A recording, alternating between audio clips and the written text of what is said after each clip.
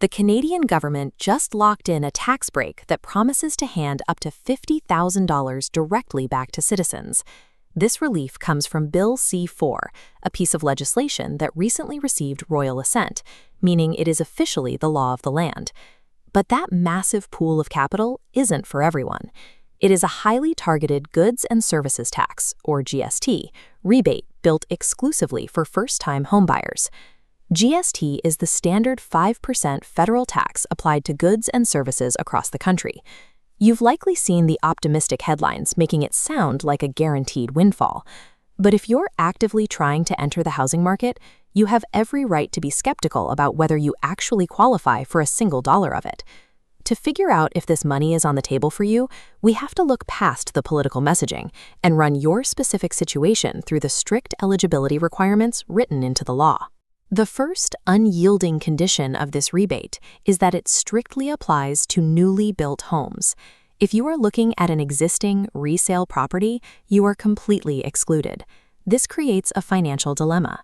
In almost every Canadian market, brand new construction carries a significant base price premium over move-in ready older homes. This chart shows the dramatic difference at the closing table. Normally, buying a $1 million newly built home triggers a massive 5% federal tax bill, an extra $50,000 you have to pay upfront. Under Bill C-4, that towering tax burden drops completely to zero. You're essentially trading a higher initial sticker price for the immediate preservation of your cash capital. Your core decision is whether saving that $50,000 in upfront taxes justifies restricting your entire property search to the pre-construction market, which often comes with higher base costs and timeline risks. Let's use this decision tree to map how the legislation screens for qualification. The first requirement is your status. You must meet the CRA's strict definition of a first-time buyer, meaning you haven't owned a qualifying home in the current or previous 4 years. This locks out growing families trying to upsize, or anyone who already has a foothold on the property ladder. If you own your current place, you stop here. The next requirement is property type. To bypass that 5% federal tax, you must buy new construction. Buying pre-construction means dealing with aggressive developer pricing premiums, and you take on the risk of severe construction delays that can push your move-in date back by months or even years.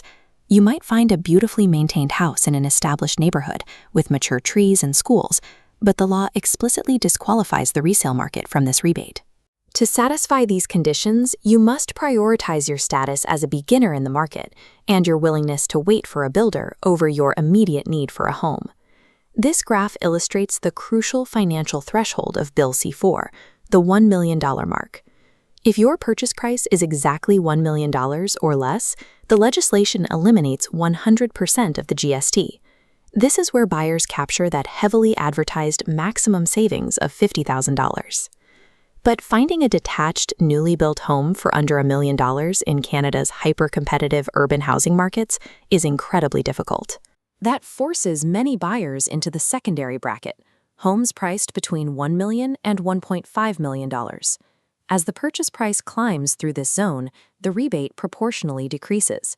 By the time you reach $1.5 million, the relief hits zero. This bracket is a financial trap. Buyers end up taking on significantly larger, riskier mortgages, only to receive proportionally less government assistance in return. And if the home costs even $1 over $1.5 million, you receive absolutely zero GST relief under this legislation. The policy math heavily favors mid-tier budgets, while offering smaller returns for anyone forced to stretch their borrowing limits in higher-priced cities. Beyond the price tag, you have to survive the strict timeline constraints governing your agreement of purchase and sale. The law enforces a specific window. Your contract must be officially entered into on or after March 20, 2025, and before the start of 2031. That distant 2031 deadline is an advantage. It gives diligent buyers years to steadily accumulate a down payment without artificial urgency. The primary risk lies at the start line. If you signed a contract even 1 day before March 20, 2025, you are entirely excluded. Taking advantage of this law means timing your paperwork perfectly. The date stamped on your contract dictates your eligibility just as much as the purchase price. The final variable is geography. $1 million budget yields vastly different purchasing power depending on which Canadian province you are standing in. Look at this quadrant chart comparing local housing costs on the horizontal axis against the new rebate's impact on the vertical. The ideal beneficiary lands right here in the top left quadrant. Buyers in mid-tier markets where $700,000 to $900,000 easily secures a new single-family home. Cities like Calgary and Edmonton are perfectly calibrated for this policy. Contrast that with hyperinflated urban markets like Toronto. Here, finding a new build under $1 million essentially restricts you to a micro-condominium. Stretching your budget to $1.3 million in a high-cost city just to capture a partial, diluted tax rebate is a flawed financial strategy. You take on significant debt for minimal reward. Bill C-4 acts as a precision geographic instrument. It heavily incentivizes buyer growth in mid-tier markets while offering an illusion of relief in the country's most expensive zip codes. Ultimately, the Bill C-4 GST rebate is a powerful financial catalyst, but only for those whose natural buying trajectory aligns perfectly with its parameters.